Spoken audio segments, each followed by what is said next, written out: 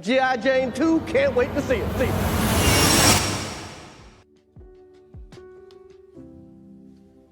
And, I wasn't thinking, but how many people got hurt in that moment. So I want to apologize to Chris's mother. These star vehicles like Bad Boys and I Am Legend be recast or scrapped due to Smith being perceived as a box office poison. Everybody remembers this incident from the 2022 Oscars. I've been wondering, what can we learn from it? I'd like to illustrate how emotional intelligence could have saved this moment.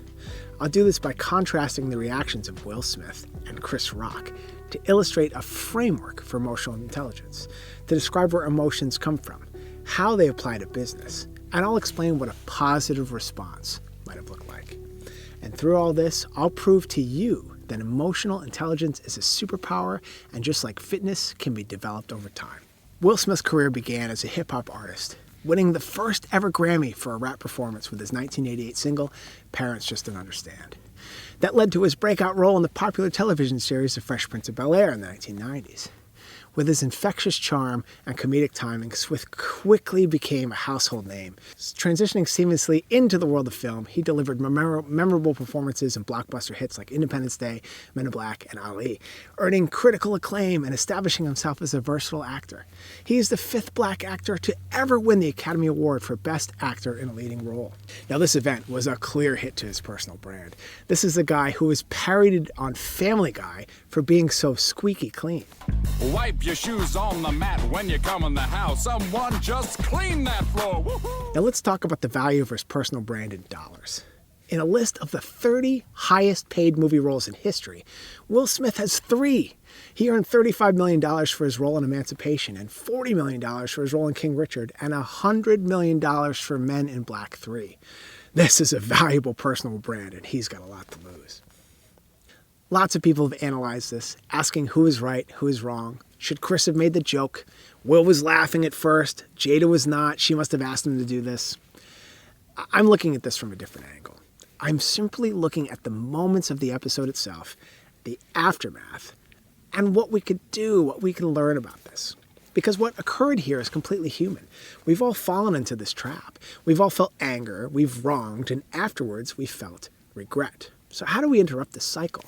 I'm going to start with a brilliant quote, which I'm sure you've seen, and then I'll introduce a pragmatic framework to help bring this brilliant quote to reality. Between stimulus and response lies a space, and in that space lie our freedom and power to choose our response. All right, with that quote, let's look at some of the consequences for Will. Will has been successful for a long time. His memoir, Will, had just come out months before. And this same night, he became the 5th black actor to ever win the Best Actor award. Oscar award-winning actor Will Smith should be at the top of every subsequent movie poster. But studios started putting his films on hold. Now imagine Will had not done this. Imagine instead if Will was able to find the space between stimulus and response and interrupt his anger to find a constructive response. Imagine that instead of slapping and apologizing months later. Now let's look at the precondition behind the response. Chris made a joke referencing Jada's baldness. Jada has alopecia. This is not a fashion statement, this is an affliction. Now imagine if this award show just went on, and afterwards they talked about the joke, and they talked about Jada's condition. Now Chris Rock actually wrote a film called Good Hair, which delves into the complexities of beauty standards, identity, and the cultural significance of hair within the black community. And in that, he interviewed a woman called Sheila Bridges, an African-American designer who has alopecia. Will and Chris could have drawn on this common ground. They could have started a foundation for alopecia to raise awareness for the disease. Now, I think we can all agree that would have been an emotionally intelligent response. But why is this so hard? Well, we have evolved to have emotions. Charles Darwin wrote what many consider to be the first ever psychology paper. It's called The Expression of Emotion in Man and Animals. And in that book, he shows both humans and animals have innate response to emotions, including anger, right? The response to anger is fight. And fear, the response to fear is flight. Dogs, horses, and cats all tell us how they're feeling with their ears, their tails, their voices. Emotion is part of animal life. I'm actually surrounded by sheep right now, and I'm sure I can tell how they're feeling. Now let's break down the word emotion. Notice motion is in the root. Emotion means to take action without thinking. Emotion is the automatic response that helped us survive the threat of predators when we lived in caves. Someone who mistakes a coiled rope for a snake and runs is more likely to survive than someone who mistakes a coiled snake for a rope. But we don't live in caves any longer. This innate automatic response doesn't help us in our meetings or at the dinner table with the family.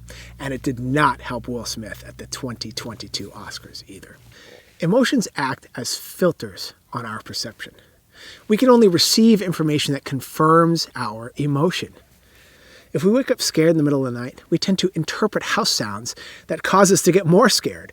Sounds that if we were not already scared, we might not even notice. Paul Ekman describes this in a conversation with the Dalai Lama. He says, "We cannot perceive anything in the external world that is inconsistent with the emotion we are feeling. An emotion is a lens distorting our reality. If we are experiencing the emotion happiness, we find more reasons to feel happy. If we're angry, we can only perceive the things around us that confirm anger. And if we're sad, we can only perceive the things around us that confirm sadness. But with this awareness, we can interrupt the cycle. It takes 3 steps. Here's the framework for emotional intelligence. The first step is to name the emotion. Identifying the emotion we are experiencing is the first step towards gaining control over our automatic responses. By recognizing the emotion, we can detach ourselves from it and observe it objectively. The second step is to query the emotion. Once we identify the emotion, we need to understand its trigger and the underlying cause. By investigating the emotion further, we can gain insight to why we're feeling a particular way, and we can evaluate its validity in the given situation. Now here's where the space comes in. Remember the quote, "Between stimulus and response lies a space, and in that space lie our freedom and our power to choose a response."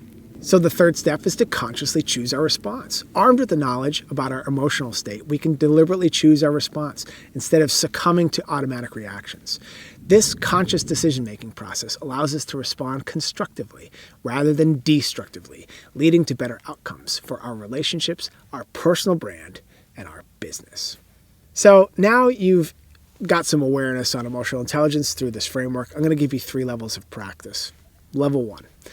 And when you're in level 1, you can recognize your emotions after the episode. You reflect on it, and you learn how to respond better in the future. This is really Will Smith in this scenario, right? 2 months after the episode, he posted an apology to Chris Rock. So then you move to level 2. In level 2, the emotional period ends during the conversation or whatever the scenario. And you're able to adjust your behavior during the situation. We start choosing our responses more constructively. This is actually Chris Rock during the Oscars. He could have struck Will back. That would have caused an absolute melee. But instead, he carried on. He completed his task of presenting the Oscar for Best Documentary. And then he got himself off stage. But he continued to make constructive choices. The LAPD actually offered to arrest Will during the award show. And that would have been devastating to the entire night. And Chris was staying calm in all of this. And he was saying, "No, I don't want that." Then there's level 3. When you're in level 3, you recognize the spark before the flame. You do not engage at all during the height of the emotion. You remain calm. We only act when it has all passed. People who are particularly skilled here are very steady, and their emotions actually do not get that high. Here's the last point. If we do not have the words to describe different states, we cannot think about them and anticipate them. You need to develop your emotional vocabulary. I'm going to offer 3 resources you can choose from. Fred Kaufman lays out 9 emotions in his brilliant book, Conscious Business. The emotions he lays out are happiness, enthusiasm, gratitude, sadness, fear, anger, guilt. And this is how simple he is, and many of you have received this book from me. He just describes sadness as the feeling you feel when something happens you wish did not happen, and fear as a feeling you get when something in the future will make you sad. Second resource, in his book Emotional Intelligence, Daniel Goleman lays out 8 major emotions with 83 related emotions for a dictionary of 91 total emotions. For instance, he describes anger, and he gives 14 different flavors of anger. 10 different flavors of sadness, and so on. He also does the same for fear, enjoyment, love, surprise, disgust, and shame. And finally, Brene Brown's book, Atlas of the Heart, defines 87 emotions organized by 13 vignettes, such as places we go when things don't go as planned. This is an important book which helped me reconnect with joy. It also helped me reconnect with awe, which I mostly experienced through my children. Now, I hope this has been as helpful for you as it has been for me in my preparation. Thank you for watching. From Lighthouse Leadership, I'm Evan Hickok. See you next time. Ciao.